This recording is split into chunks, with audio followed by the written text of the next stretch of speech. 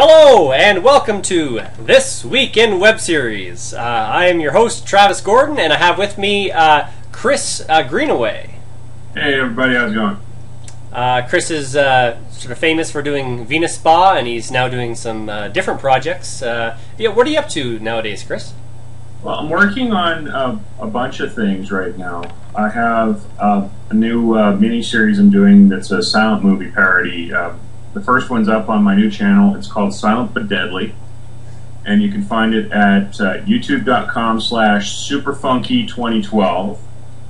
And that one's going to be ongoing. There's no set schedule. It's just going to be when we can get together and make them, because they're just so much fun to make with the costumes and all that. Are you shooting them in Winnipeg? Oh yeah. Yeah. Okay.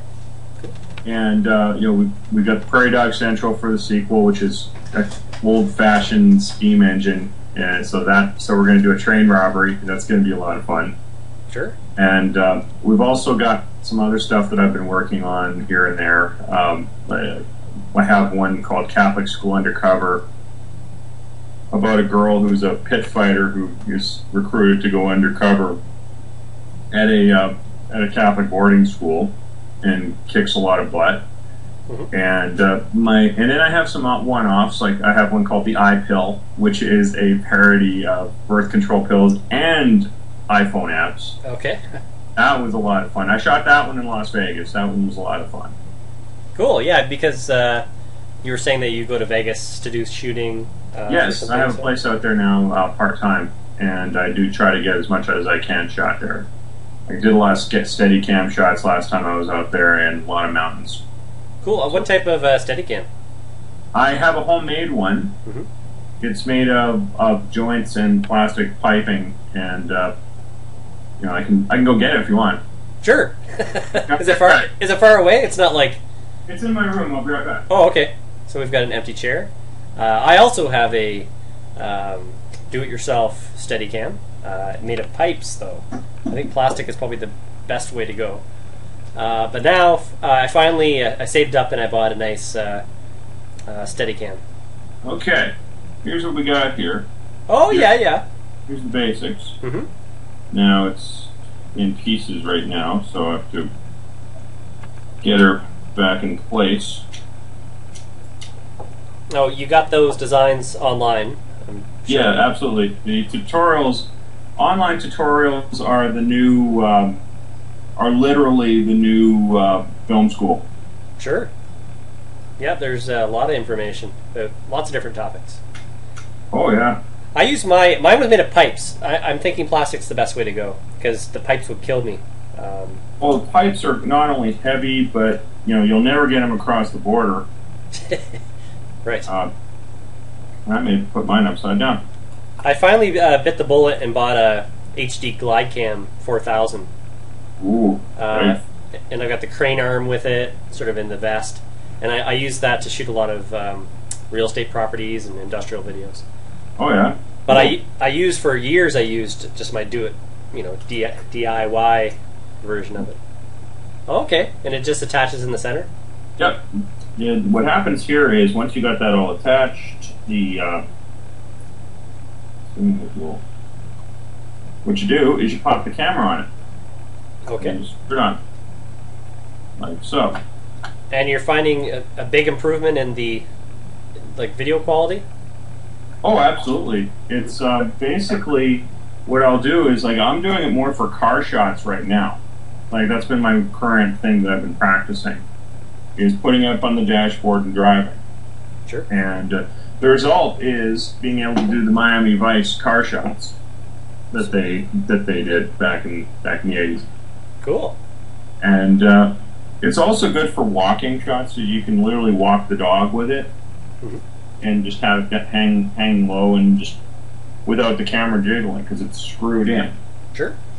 So, I want to make one now. Now, what was the cost on that thing? For me, well, here in Canada, our hardware stores are a bit more expensive than American hardware stores. So, the one the tutorial that I found said you could do it for $5. It cost me about $20. Yeah, the pipe one I think said it could be done for $40, and then it cost me like $65, I think. Right. Yeah, because I got all this at Rona. Okay. with the screws and everything, and the spring. It is spring loaded. Oh wow!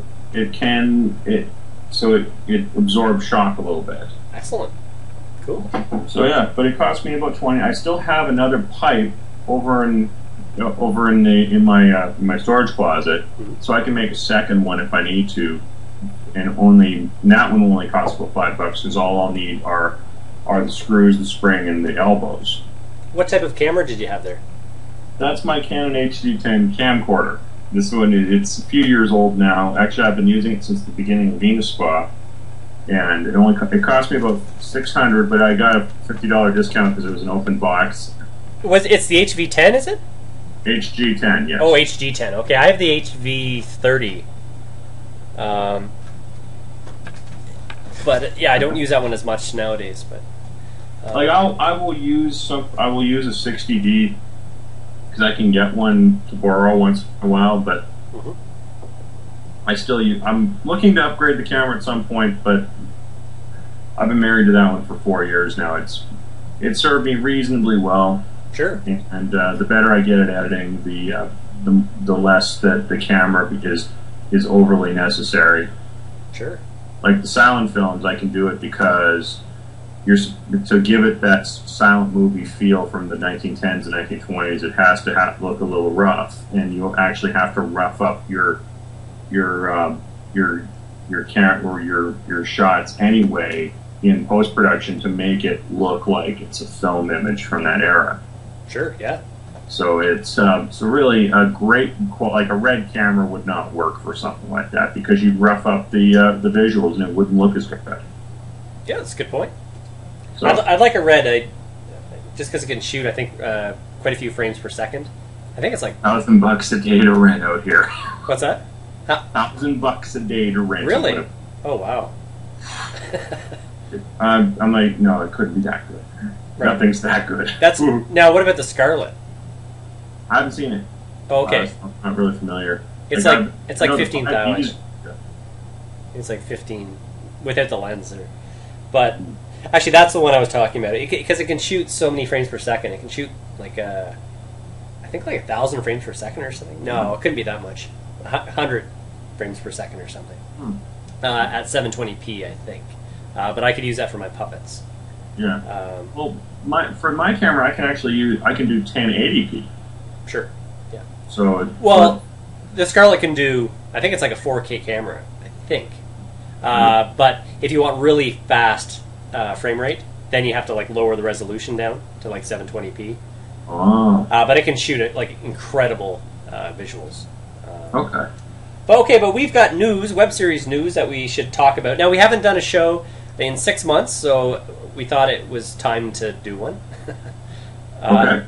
So, but let's start with any topics you'd like to discuss in the web series world.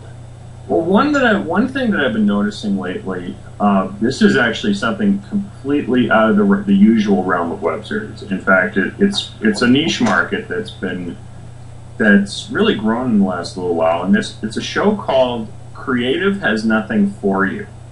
It stars Colt Cabana and comedian Marty DeRosa. Now, if you don't know who Colt Cabana is, he's probably one of the most popular independent wrestlers in the business right now. Indies are guys that don't work for WWE or TNA/Impact. Those are the two major wrestling promotions in North America. Now, if you're not with them, you're considered an independent, which means you go from promotion to promotion, be it Ring of Honor, be it $5 Wrestling, which is a new one that's become popular, or Combat Zone in Philadelphia, etc. Now this show, Creative, stars Colt Cabana, who created it with Marty, and he used to work for Vince McMahon a while back, and he was let go literally because Creative had nothing for him, which means the creative is wrestling terminology for the writers, the guys in the back room deciding who wins matches, who's going to be champion, that sort of thing. Storylines. Pretty much. Yeah.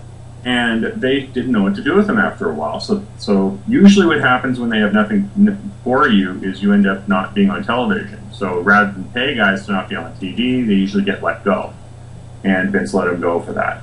So he came up with his own parody of the inside of the writing room called Creative Is Nothing For You, which is about a minute-long sketch every Monday, which is great for wrestling fans because that's Monday Night Raw day.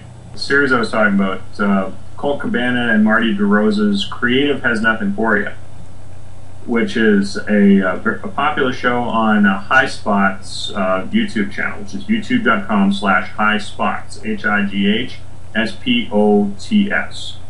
High Spots, of course, is a wrestling video company that also specializes in merchandise. Like if you want championship belts from any promotion, you can get them through High Spots.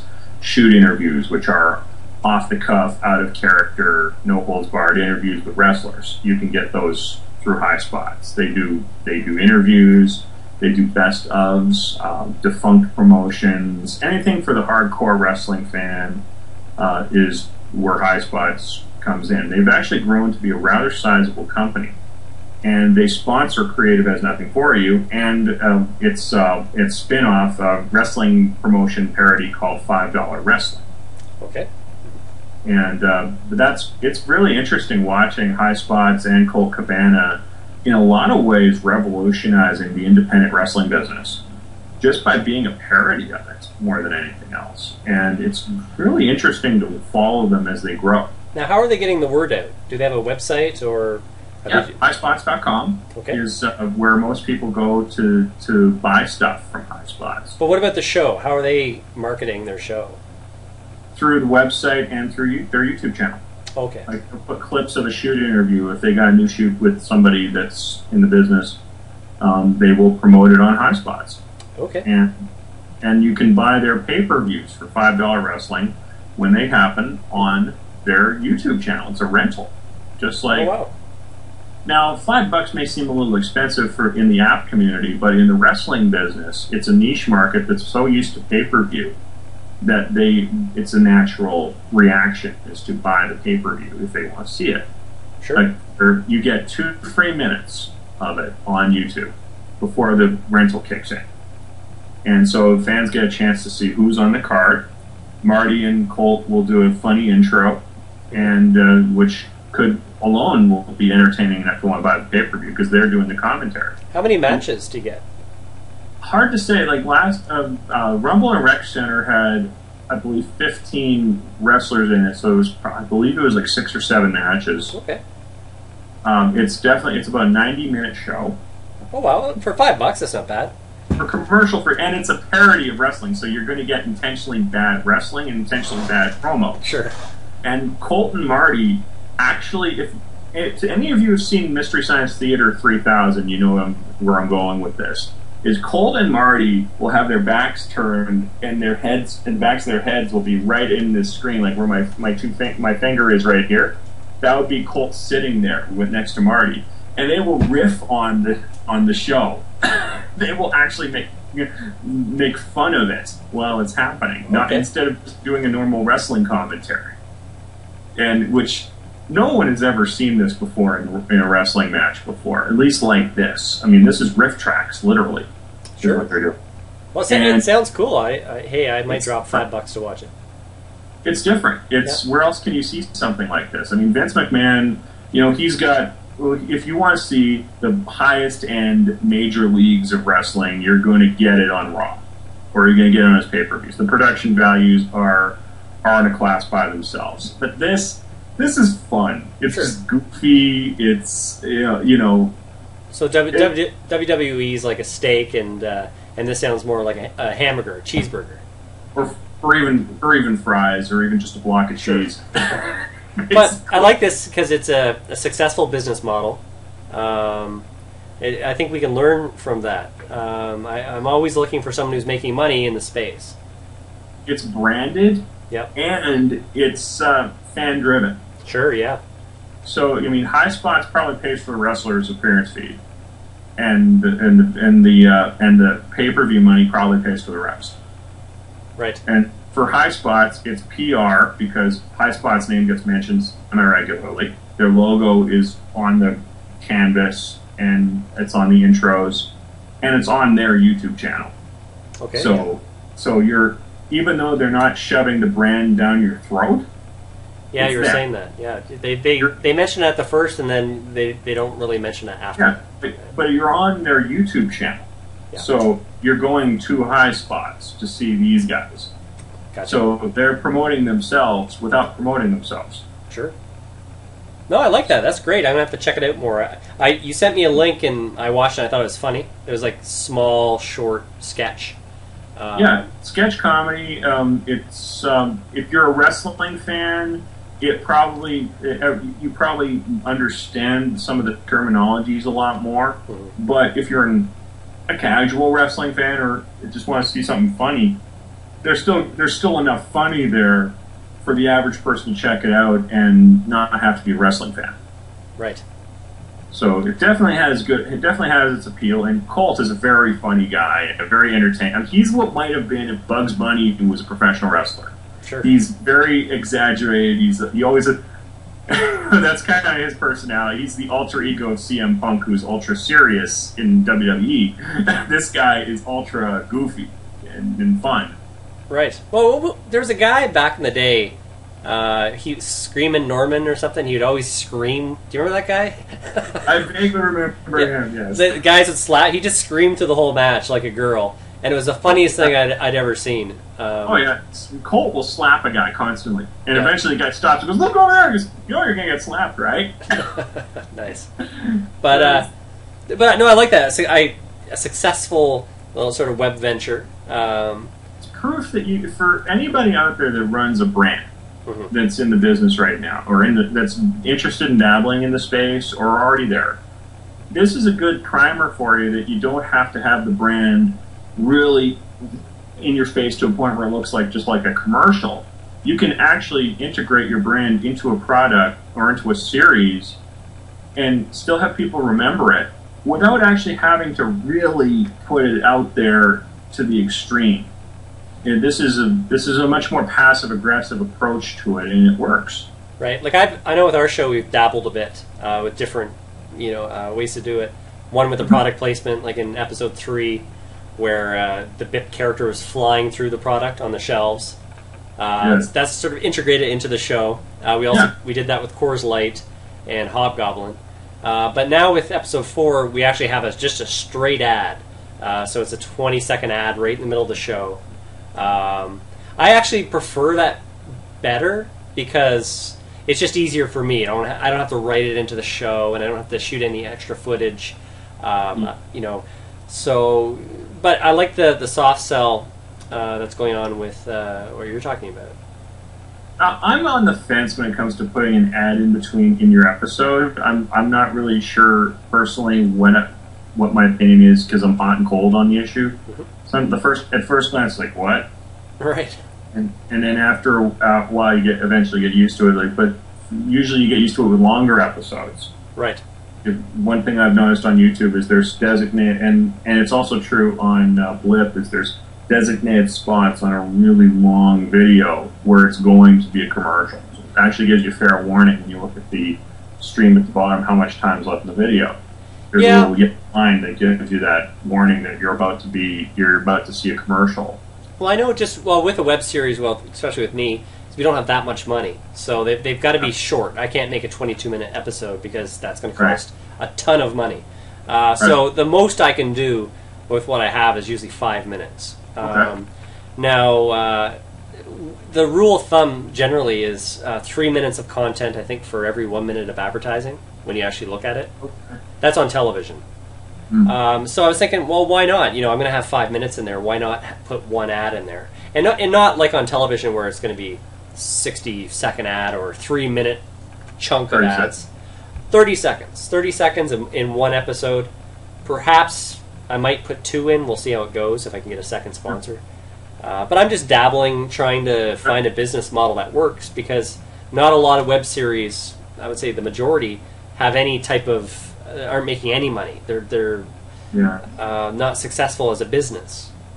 I think there's also the learning curve aspect that, like when we were interviewing Matt Newcomb, that was his first show. It was I believe Hollywood Wasteland. Sure. And so that in that regard, like you gotta, I think that's something that you can. It's the ones that claim to be an expert before they've even watched a video on YouTube, that's when I say, oh, ooh, that's when the red flag comes up. But I think with a lot of us is that I think we're going to need to be judging shows on the creators on their second show, not the first. And that's really where you see if they learned anything. But the show has to make money eventually. It does. It does. It has to be self-sustaining, right? But Rich at Webseries Network had an interesting article a few months ago about shows starting with a very low budget and failing moderately. Okay. Meaning, so let's say you put $50, like in my case with Camp Bloody Beach, I paid a grand total of $200 for the entire thing for about 50 videos, which is pretty good value for money at the end of the day when it comes to how much I paid for it. But it was a learning curve. I failed in a lot of ways, succeeded in a few others, but more importantly, learned how to make a web series and how to craft one. And then Venus Spa spent a lot more money on it, and it became a lot more successful than the previous series. So you see where I'm going with this, is that if you start small, grow, learn how, and you got to grow up a bit in this space. You can't just come in and say, I'm a television guy and I can do anything and automatically guarantee you success in the web space. That's not going to happen. Well, you have to have an audience, or there's no way you're going to make money. You have to grow, is what it comes down to. You have to learn how to survive in the space. I mean, you can be a lurker for 3 years and then have a series and then learn from all of it and probably do pretty good. But you do have to grow into it and learn how to do it. Yep. And just see what's out there. I said this in the very first This Week in Web Series, is, in the first rule in film school, first thing the teacher tells you, watch the great ones. Watch the greats, the legends, and watch the stars of today. Same is true on the web. Watch The Guild. Watch Shane Dawson. Watch the Angry Video Game Nerd. Watch the Nostalgia Critic. Watch whatever genre you're into. Watch the Kings of the Mountain in that space and see how they do things. Read the comments. Look at Charles Trippy and Ali Speed, the Internet Killed Television, CTFXC. They're a reality show without the train wreck.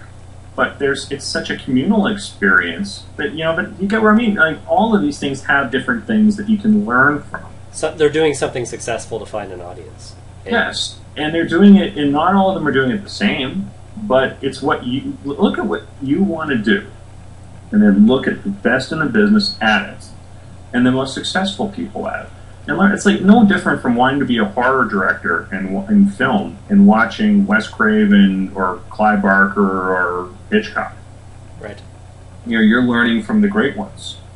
Now, with comedy, you're learning, I don't know, Ivan Reitman or something like that. Or someone in that, or Judd Apatow, or someone or Kevin Smith, someone in that realm.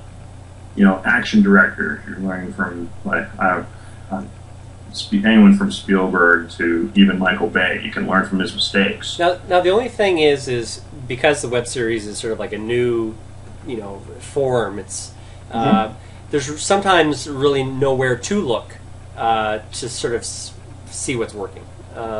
Like for instance, with these ads I'm doing, it's like I don't really see anyone else doing what I'm doing.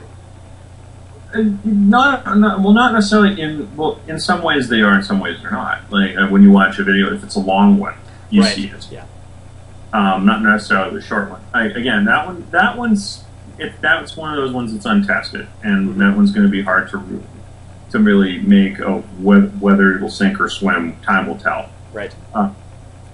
So you went for it. Read your comments. See what your audience has to say about it. No one actually mentioned it. Okay. So which was good. Which is they just watched the show through, and that's what he's doing. But I did get a lot of comments when I did the product placement. People would say, "Well, I don't mind the product placement," and it was mentioned quite a bit. But this time around, no one mentioned it. So I'm hoping that's a good sign. It's a double-edged sword. No news is good news. No news is bad news. Right. No news means nobody watched it, but if you see your view counts and your thumb ups, obviously someone watched it. So in that regard, when you get to the comments, no news is probably good news. Yeah. So I would look at that and always look at that and see where it takes you. I mean, for me with Venus, though, when we had fun facts for a long time. The second season had fun facts at the end of every episode. Old 80s pop culture facts. Yeah, I like those. I knew people that thought it was cool, but then when we changed from fun facts to trivia questions, our comment number went straight up. Sure. People were jumping in trying to answer the trivia questions. Well, because it's more interactive, right? Yeah, and before that, one of the things that really got people going was when we would have hidden shout-outs. And people, like, in our, like, every so often we'd have cutaways of movie marquees, and we'd have our, you remember one where we had hockey one, Spell Furies versus something. Yeah, it was cool. And during at the bar. Yep. You know, things like that. I mean, people notice that. And I know we can also integrate brands into that as well, and over time. And something that, it was a good experiment. But I noticed when things change, people reacted to it. And that's, in our case, we were fortunate enough to have people like it. So, that's, if they didn't like it, when the fun facts case, very few times people actually mentioned it. Right. So when we made another change, it was definitely noticed, and people saw it as a change for the better. Yeah, no, it's a good point. So you have to evolve and listen to your audience. Now, in our case, in your case, because you have longer gaps between episodes, you probably have a much greater chance to notice these things. Now, in my case, everything was shot at the same time. Like, we shot Venus in 3.5 days over a 5-day period, and in all 3 of our seasons were shot like that. And basically, starting in the second season, just out of necessity, was because my editor only had so much time, we edited every week until the season was over. And then the third season, I did the same thing, me and my editor, and by the end, I was editing myself, actually. I finally started getting pretty good at it. And I just kept doing it, because I had reached a point where I was in a pattern, and I just stopped and was a creature of habit and just chose to keep doing it that way. Sure. But because of that, that meant we could add new shout-outs. We could react to, we have, like, who's leading in the trivia contest. We had a final standings at the end, we decided to make it a little bit more fun. But sometimes if people edit the whole thing right at the same time, you're not going to be able to benefit as much, right, unless you make extra content. Sorry. Okay, do you want to go on some other topics? Yeah, sure. I'd like to talk about definitely YouTube. Is YouTube dead? YouTube's not dead because people are still on it and people are still posting videos, but a lot of parts of it are dying. Mm-hmm. I'm not sure if you folks have noticed this, but you can't see the tags anymore. Those have been removed. Or they're not removed because you can still make tags when you're uploading a video, but you don't see them anymore when they're public. Right. Now, is that going to affect searching, like when people put in words at all, or what's going on with that? Hard to say, but you were mentioning that some of the partners were getting angry that people were copying and pasting tags. Mm-hmm. Yeah, I noticed it was on Google Plus about 5 months ago. A lot of bigger YouTube partners were very upset that people were copying the tags and finding a way to get ahead of the actual partners. So the fakers were getting more views than the actual people who made the video. So I sort of see this as an answer to stop that, but I don't know. I just don't like it. It's a temporary measure. This is wishful thinking on my part, and being cautious and being optimistic. But I got a feeling they just wanted to stamp it out right away, sure, and then bring something new. Like, they finally fixed the subscription stream, where videos disappear after you've watched them. They were leaving them on there, so you have like 7 or 8 of the same videos for days on end, right? And anything else that was released that day, you didn't get to see, or you missed out on in your stream. So that's fixed. Now it's improved. It hasn't been fixed because you can't just delete it or click a box to get rid of it. Yeah. But it's improved. So now honors, getting rid of honors really upsets me. Honors have been dead since the new YouTube came out on the 7th of March. Okay, yeah, you can't add friends either. Those things are that's terrible. That's horrible. Why would they do such a thing? They tried to integrate them, but I still get contact requests, but I don't see how you can do that. There's got to be people out there using the old YouTube somehow that are figuring out a way to do that. but I have Safari. I don't know how to do that. you gotta be a better techie than I am to pull that off. Sure. The honors are dead, and so YouTube back in the day was a very exciting place where you could put up a video, and a human, like a YouTube editor, could go, "Oh, that's a great video," and post it on the main page of YouTube, and there was all these. It was very exciting. You could get 100,000 views in a day, easy. That, of course, today is there's 1,000 times more stuff.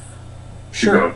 Well, they had to stop that because they potentially could get sued by by having a human involved. You can get sued if the copyrights weren't perfect or that and cries of favoritism.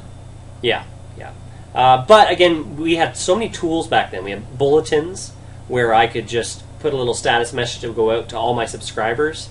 Or sorry, not to all my friends. Go to all my friends, all my subscribers, and you'd have this scrolling thing of it was live, and you could just talk to people, and you could really get people excited about your videos, and you could watch other people's stuff.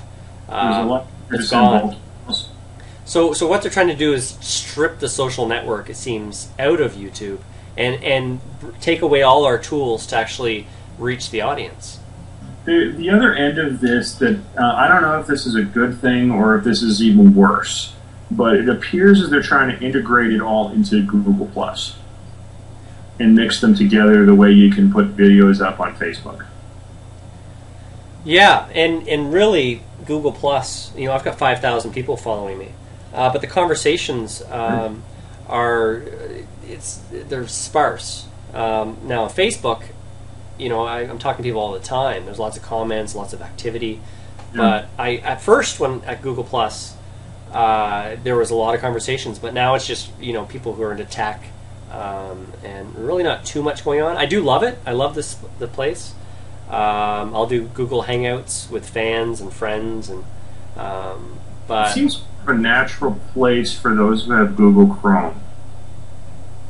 Yeah, well, if you're signed in, they just want to integrate all the products together. Yeah. If you don't have Chrome, you don't get the natural notifications that you would get. Or I'm not sure how that works personally. But where can a creator go and really build an audience, like you could back in the day on YouTube? Like, is there a spot? Facebook's a possible challenger, because there was reports a while back. I don't know who. I know TubeFilter touched on it briefly, and a few other places did as well. That Facebook was the fastest growing video portal in the business, and it wasn't even in the video business. My only problem is they don't show the views. So you don't really know who's watching the video, how long they're watching it. You're not getting the stats that you're getting on YouTube. That's because Facebook doesn't really make it a priority. It's just an option, mostly for people to put videos of their kids at Disneyland, kind of thing. Sure. That's generally how it's done. Now, other people are using it to get other people to watch their shows, but it's not something that's organized enough to be a major player yet. But it seems to me that the potential is there for it to become a major player, if for no other reason than just how massive Facebook is. Yeah, no, you're right. You're right. Like, I do promote my videos on Facebook a lot. Where back in the day, I'd spend an awful lot of time on YouTube just talking to people, and I still do have that. When I release a video, I get a lot of discussions, and I love it. But we've discussed Dailymotion or Vimeo, like MetaCafe, all these. There's really there's no one that's doing it right. Well, no one that's a legit player. Yeah. I think you mentioned this before, is the tools at Vimeo are there, but it's just it's an art community by design. Yeah. And which is fine. It is what it is, and it's there if you need it. But it's not something that is overly commercial to the degree that YouTube is. The tools are there. Yeah. But that's about it right now.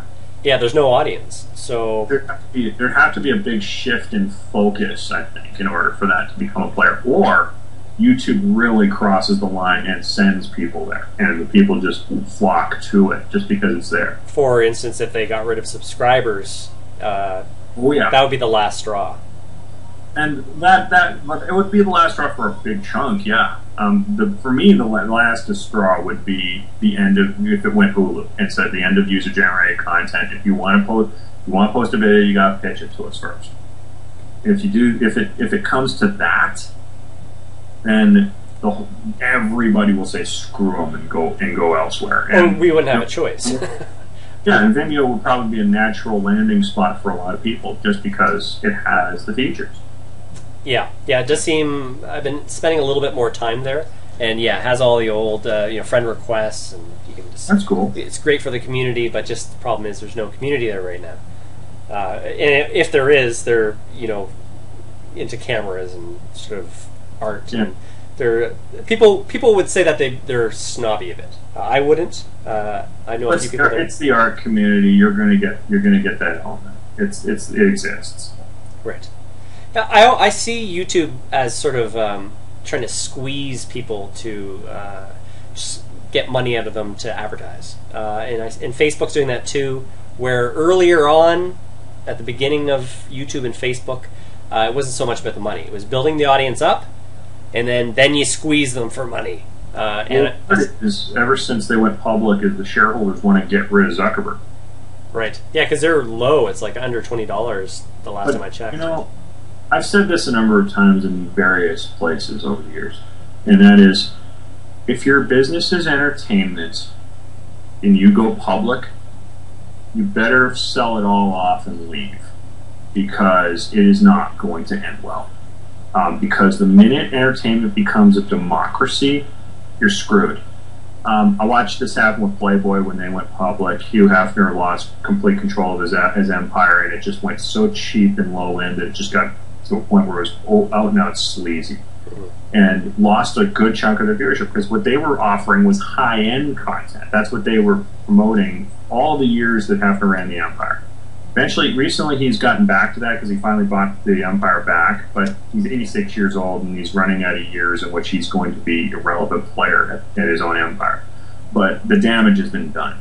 They almost went under several times. They're down to 11 issues a month. Again, that was a shareholder initiative there, and that was another death now. It happened with Time Warner. Look what happened to Turner. He went from being a trailblazing news creator, a mogul, to just being an employee. And CNN has suffered for years because of that. His other networks suffered as well. He also lost his wrestling company as a result of that, because the shareholders didn't want wrestling on their television networks and cut. He had no say in that. The minute you go public, you are now putting your company in the hands of other people, and shareholders are gamblers. All right, let's be perfectly honest. The stock market is gambling.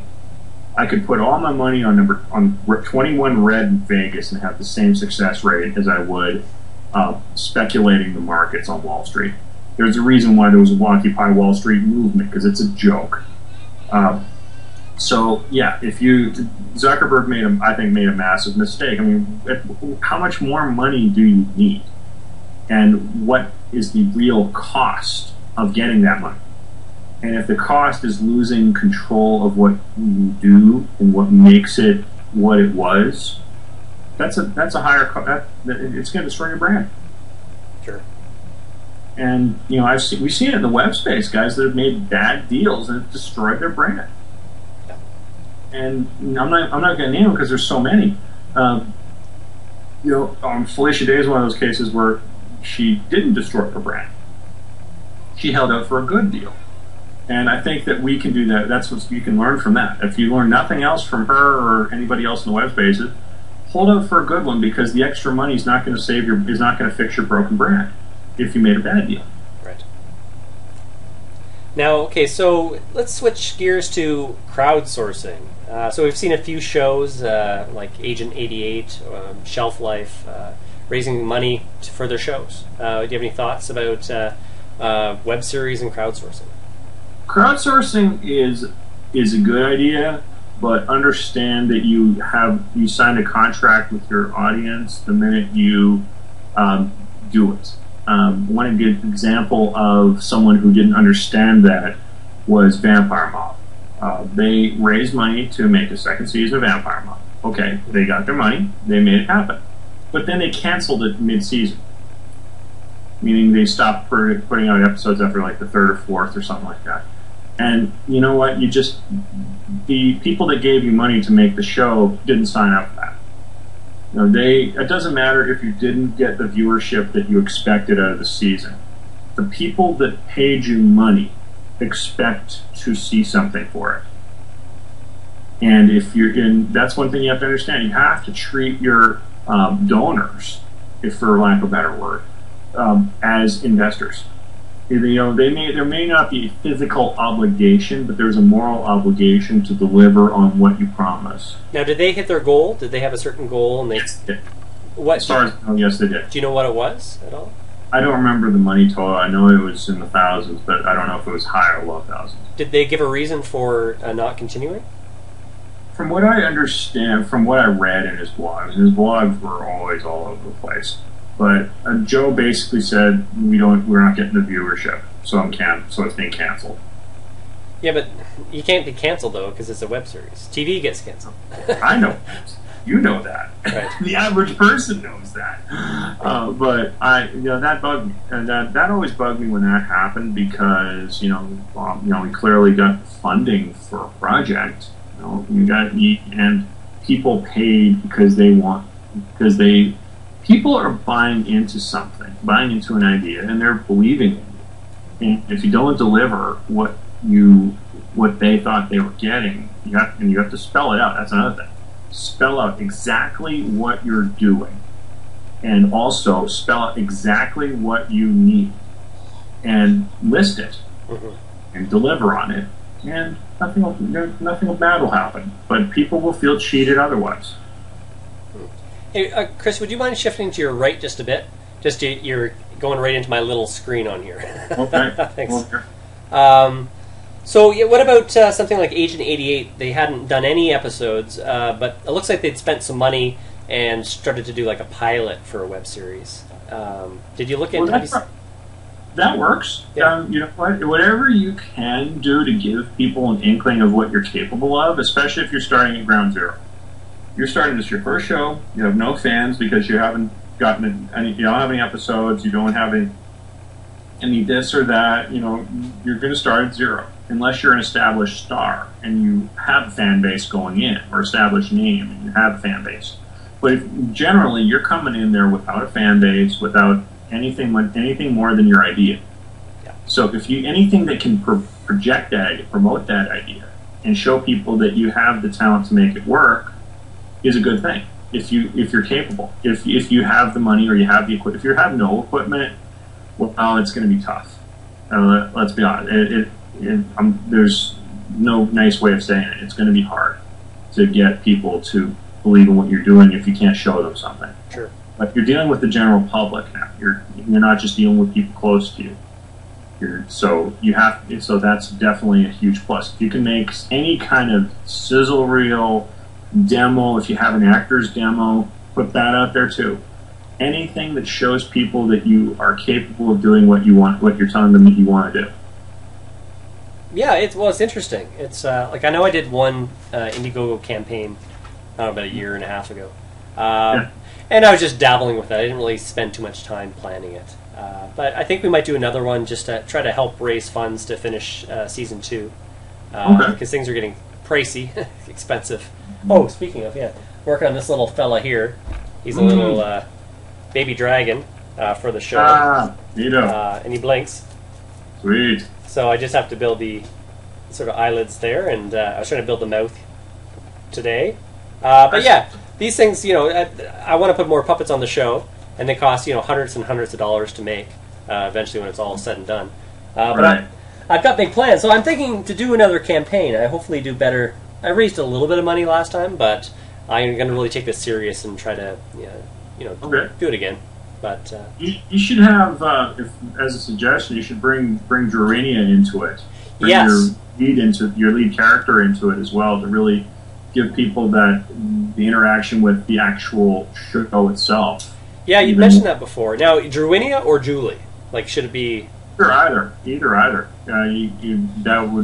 Something that adds to it and gives people a little bit more of the actual connection with the show as much as possible.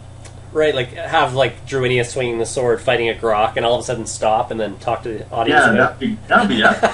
That'd be great. Go for it. That's a good. That's a good idea, man. It's got your first one. Yeah, that'd be pretty cool. So, yeah, go for it. I mean, anything that works on that level.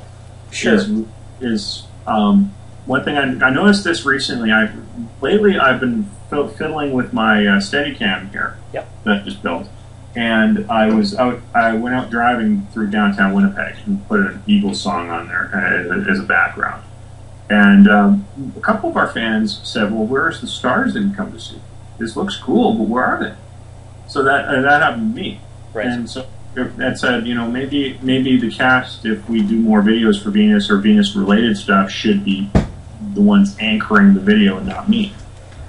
Right. Because historically, people have never come to see me. Like, if the show 24 was doing an Indiegogo campaign, would you give more money to see the producer talk on camera or Kiefer? Who's going to raise more money? Yeah, and a lot of producers in television these days don't understand that. Right. So it's best to figure it out before they do. Right. Yeah, well, I obviously didn't get it because I was sort of the spokesperson for the campaign through the whole thing, and perhaps it should have been more the actors that the audience is watching to do it. Maybe. It depends. You have more of a rapport with your audience than I do with mine. I've made it a rule to never appear on camera. So it's probably a bigger shocker for people to see something done by me and not the show. So in my case, I position myself differently. In your case, you've been visible throughout the history of the T-Bone Beerson channel. Yeah. So your viewership and your audience knows you better. So you appearing is going to be part of the course, and people aren't going to be as taken aback by it as if I do it. Sure.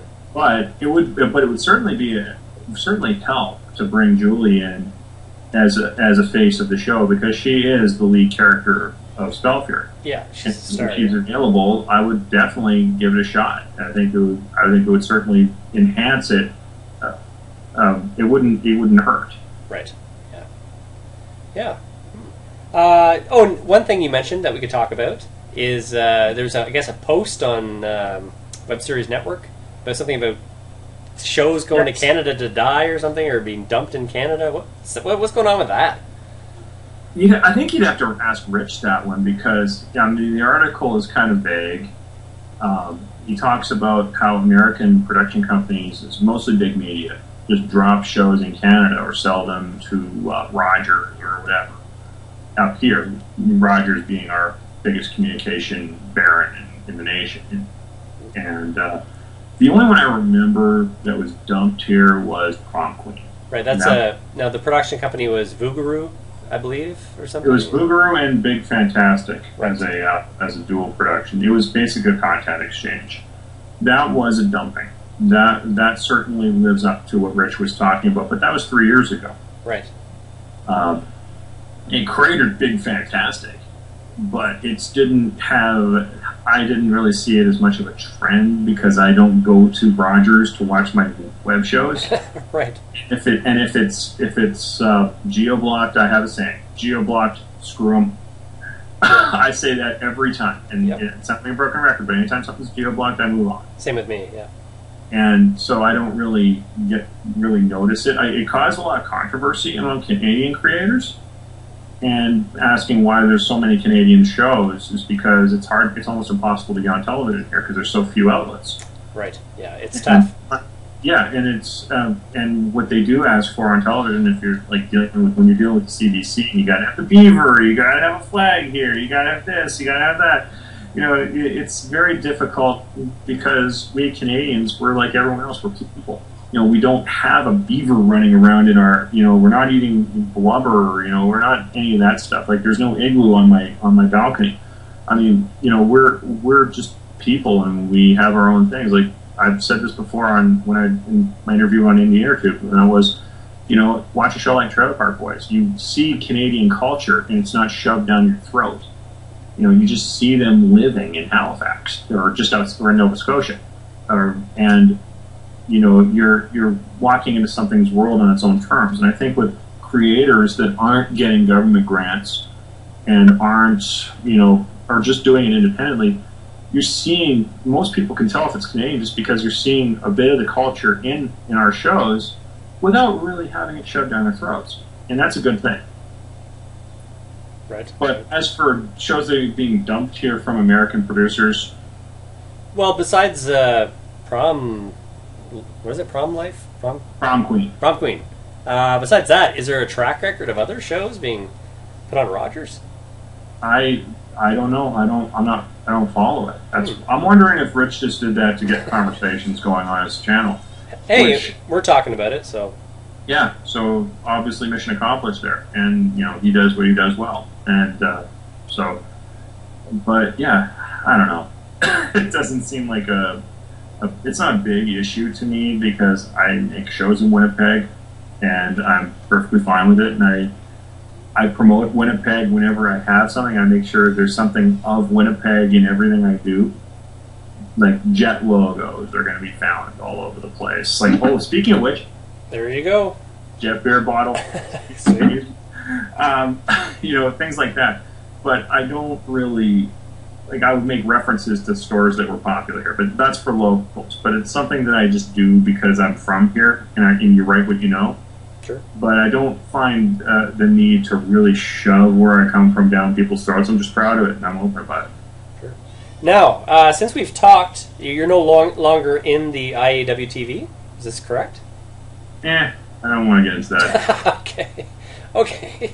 I'll move on from there. What about the Streamies coming up? The big event? Well, excited? Feel these nipples. They're hard, are they? Yeah. Well, I wouldn't.